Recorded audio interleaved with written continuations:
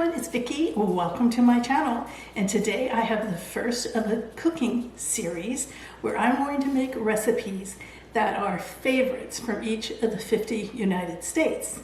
And I'll draw one out of the hat every week. I did this one off camera to get us started. And it was Minnesota. And Minnesota's dish, after doing research, I decided to go with a TaterTot Hot Dish. And I found many of recipes on the internet, and so I'm going to go with sort of a, there might be this exact one out there, but it's also kind of a mixture, you know, they all were very similar, or there were several that were very similar, I should say. So what do we need to make this dish? Well, as the name implies, we need tater tots. I bought a whole bag of frozen ones, and they've been defrosting, and it's 32 ounces. And then you need 2 cups of frozen green beans, and these have also been defrosting. I got the wrong kind though, I got pole bean, the whiter ones. I don't think it should make a difference. I don't know about you. And then I got 1 cup of yellow corn. It didn't say what kind of corn, it just said frozen. All this was supposed to be frozen. So I had white corn in the freezer from some other project, but I went ahead and bought the yellow corn. You need an onion. Hubby usually chops those for me because it just makes my eyes run so badly. You need 2 cans of cream of mushroom soup. You need some vegetable oil, but I have olive oil. I do have vegetable oil, but it smells a little off, so I'm not going to use it. You need kosher salt. I only have coarse kosher, so I may just use regular salt since this is bigger pieces. And garlic powder. And it says fresh ground pepper. Yeah, I don't know. Sometimes I, in recipes, prefer not fresh ground pepper because I like that finer grind. These can be like you bite into a piece of it, you know what I mean? A bigger piece. Sorry if I keep looking this way. I have a floater in my eye, and so I kind of tend to follow it. So anyway, these are the items. Oh, no, there is one more. It wouldn't be a hearty Minnesota Midwest meal if it didn't have a protein, and we have 1.5 pounds of hamburger. What did I get? I got ground sirloin because it was the larger one. Chuck and whatever else, I could not get 1.5 pounds. I had to get 1 pound or 2 pounds, so this one was 1.5 pounds. All right, let's get cooking. Okay, we are going to start with 2 tablespoons of oil. Like I said, it said vegetable oil, but I'm using olive. I think my other's rancid, but even so, I like olive oil. Now it says 2 tablespoons, but you know, this is a pretty big pan. So, oops, so sometimes you gotta adjust it just a little. Let's put 2 1/4. You gotta adjust it a little for the size of your pan because you know, you want that coated. And then we will, let's get it started here before we dump our onions in. Okay, I'm gonna coat my pan a little. That's probably made enough noise there. And I did chop up onion, diced it up, not minced, but diced, and not the big rough dice. All right, so we're gonna brown that eventually. And I just popped over and turned the oven on. I forgot to do that at 350 degrees. So by the time we're ready, it should be ready as well. All right. Okay, so I'm just gonna work on these onions, and whoop, when they get to, one popped out, and when they get to where they should be, I'll be back with you. So it's been about 5 minutes. And they are looking a bit translucent, a little bit brown because I walked away for something. That's okay though, I like a browned onion. So I'm going to put the meat in, get it all chopped up. By the way, this is one of my favorite tools for cooking.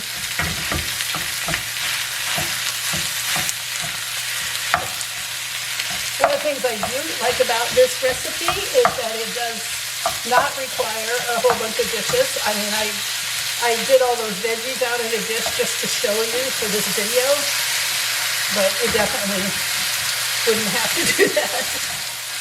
Okay, I think I've got the meat incorporated into the onions, so it's time to add in the seasonings.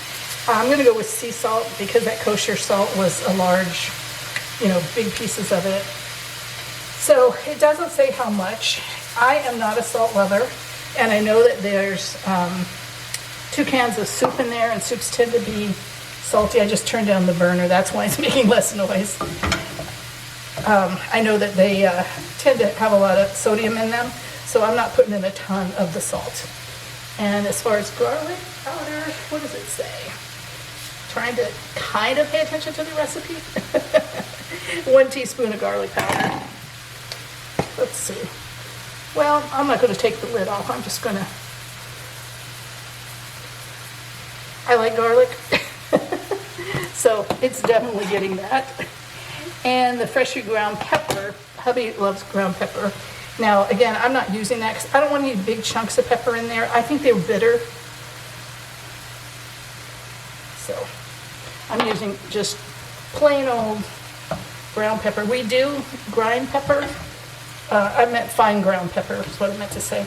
We do grind pepper, and he likes that. But when I'm creating a dish, I would rather not. I would rather have, it depends on the dish, I guess, but I don't want anybody biting into a peppercorn on a dish that they wouldn't be expecting it in. All right, so I am going to just simmer this, cook this a little bit for like 6 minutes, I think it suggests, and then I will drain it a little bit. I don't want to lose the flavor we're creating here, but it does need to have some of the grease come off of it, and then we will assemble it in a 9x13. So I wasn't able to drain the grease the traditional way because this Calphalon pan is so heavy. So what I've done is I'm tilting my pan, and I am using a slotted spoon, and the grease is accumulating down there. Now, I was able to do this because this isn't fatty meat at all. There's not probably, but maybe a tablespoon of grease down there, which is amazing because we started with 2 tablespoons of olive oil. So, but yeah, the meat wasn't very fatty. So there we go. That's you got to do what you got to do.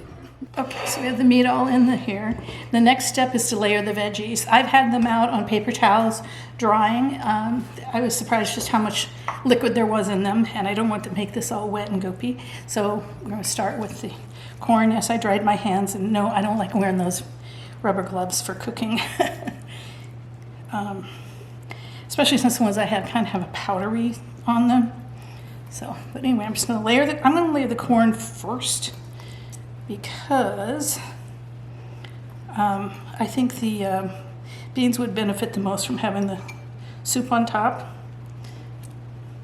because they're big, thick beans, and I think it was expecting me to have the, like the Blue Lake type. So here they go. And they're 2 different colors, 2 different freshnesses, or 2 different ways of cooking them, I guess, but they came out of the same package. So they're big, thick ones. Again, I doubt this is what they meant, but this is what I picked up, and I didn't realize it till after I was home that I had the pole beans, but they smell exactly the same, and I've had pole beans before, but I've had them cooked the southern way, and this is Midwestern. So anyway, let me spread them out a little bit. I've already lost one bandage. I'm down to just the one. Don't worry, it's not in the food. I pulled it off because it was starting to come off. Anyway, okay, so that's all there. So now the instructions, I'm going to just double check, triple check, since I've never made this before. Combine the vegetables in even layer on top and cover with the soup, and then the tater tots on top of that. So the soup has the easy open tops. Open my trash. There we go, cream of mushroom soup.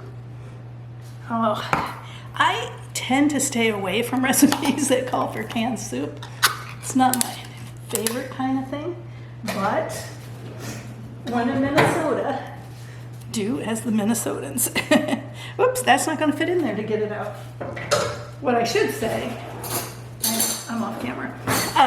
What I should say is when in Minnesota, do like the Norwegian, let's see, Lutheran or Norwegian bachelors.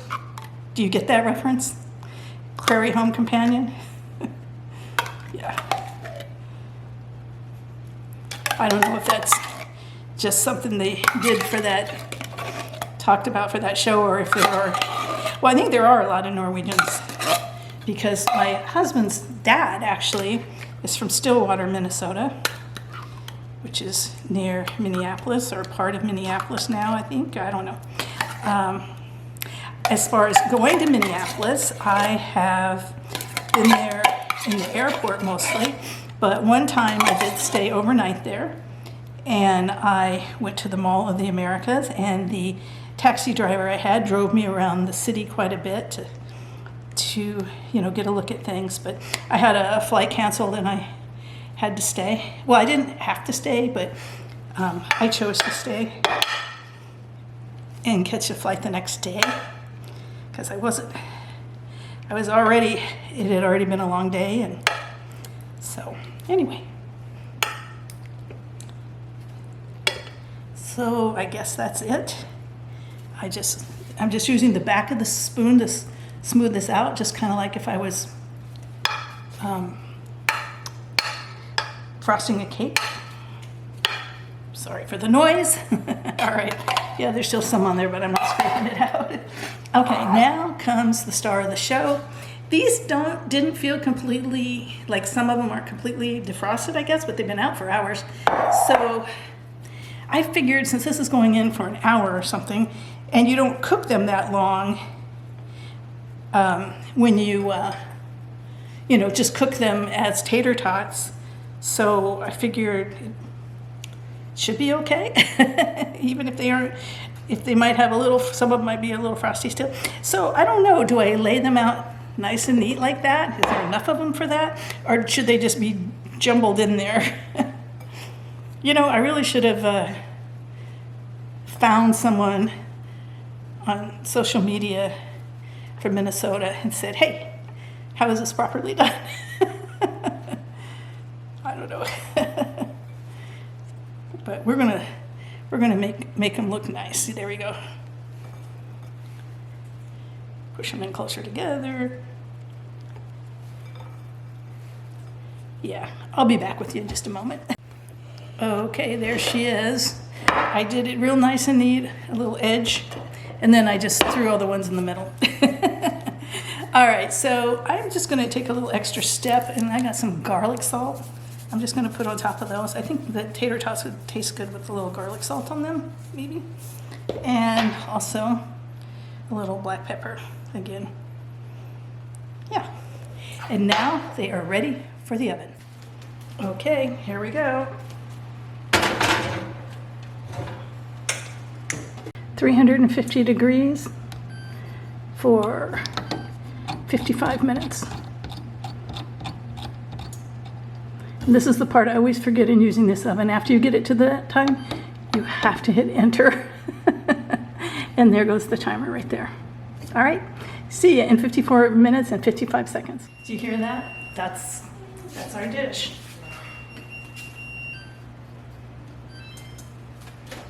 Let's get her out of there. Ooh. Oh. And that's how she's looking. Okay, it's still bubbling. It smells delicious. At one point it just smelled like the frozen tater tots right out of the package while it was cooking, and I was a little concerned, but now it's better. So we're going to let it rest a minute, cool down a little bit, and then we'll give it a taste test. Okay, it's still pretty hot, but I'm going to go ahead and dish this up because it's getting late and I haven't had anything to eat since breakfast. I didn't have dinner, and it's 5:30 now. So just since we're talking about a Minnesota dish, yeah, it's not bubbling quite as much now. Just a little recap of Minnesota. The capital is St. Paul, not Minneapolis. but they are known as the Twin Cities because they were built only a couple miles apart and on either side of the river, which I believe is the Mississippi. I forgot to look that up, but I think it's the Mississippi. So that's what we're looking like. Yeah. There's a lot of potato to meat mixture ratio, so it'll be delicious, I am sure. Let's go over to the table, dining room table, and give it a taste test and talk more about Minnesota. Here we are. I hope the camera's not crooked. I'm not able to see real well into it because the light is blinding me. Here, a little napkin, get our dinner. Yeah, like I was saying, we got a high ratio of potatoes in that corner. I think because of the way I put them in, it first stuck up right against each other. First bite, ooh, look how steamy. Maybe it's too big a bite. It's that long bean sticking off.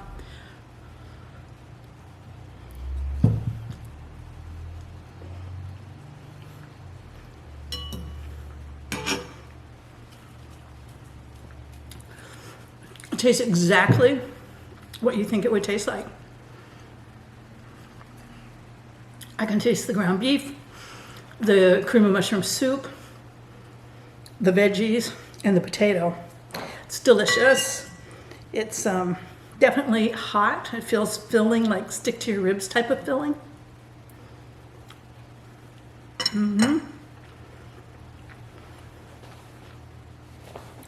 It's not overly salty.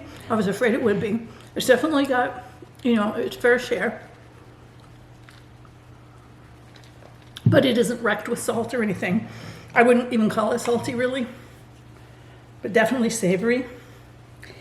So what else do I know about Minnesota while we eat this? Let's talk about Minnesota a little bit. It became a state in 1858. Oops, now this table's moving. It became a state in 1858, and it was the 32nd state in our union. It is the 12th largest state in the union. It's just over 400 miles in length and about 200 to 350 miles in width. It varies depending on where you're measuring. And it is, of course, in the upper Midwest, north central U.S., along the U.S.-Canadian border. Minnesota is consistently ranked as one of the best states to live in for quality of life. It's known as the land of 10,000 lakes and TaterTot Hot Dish. It has natural beauty, opportunities for outdoor activities. It definitely is a place where I've been reading that people who live there are, you know, proud and happy to live there. The state bird is the common loon. And it's had some famous people there, famous musicians, including Prince, Bob Dylan, and Lizzo. All right, so one more bite here, and then we're going to do something fun. I don't know if I said this already, but I bet kids really, really love this. My husband gave me this basket as a, I think, birthday present before we were married. I think. Might have the timing wrong, but I think it was before we were married. And inside of it are the other 49 states. So let's take a moment while we're enjoying our TaterTot Hot Dish and see who is next. All right, so you got a whole bunch of them in here. Oops, some of them. This one just jumped out on, oh no, two jumped out on there. Oh, three. I was going to say, if one jumped out on its own, then we would take that one. All right, I got one. Drum roll. Oh, Utah. I don't even remember what was in Utah. I have friends in Utah, though, so. All right, well, thanks so much for watching. I hope you enjoyed it, and if you've ever made this recipe or you are tempted to now make the recipe, Please comment below. I'm curious what you have to say. Bon appetit.